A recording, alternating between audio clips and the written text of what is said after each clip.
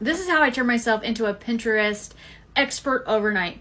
So aside from my social media certifications, content management certifications, and all my years as a CMO managing a team of social media and doing all the digital marketing stuff, that obviously I started with a little bit of cheat there, right? So I already know all the stuff around social media and all of that from a professional perspective.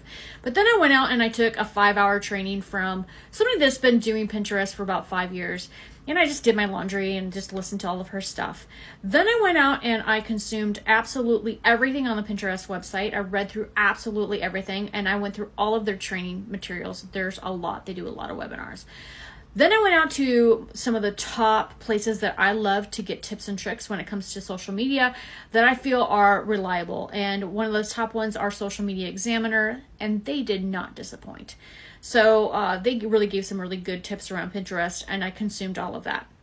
Then I went out to connect with some freelancers that have been doing Pinterest for businesses for years, right? And I did some Q&A with them. I literally went on Upwork and just started to ask these freelancers questions and made sure that I just knew everything, right? What else do I need to know? That sort of thing. And they just freely gave me all the information.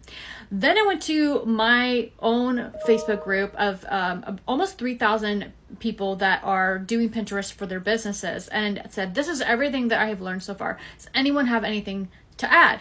And really nobody had anything to add. I think I exhausted all of the information that you could know, right? So with that, that's how I became an expert overnight, and how I really feel confident now that I can provide results for my client, because number one, I can do it myself.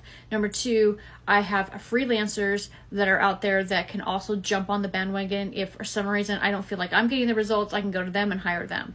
So yeah, that's how I became an expert overnight.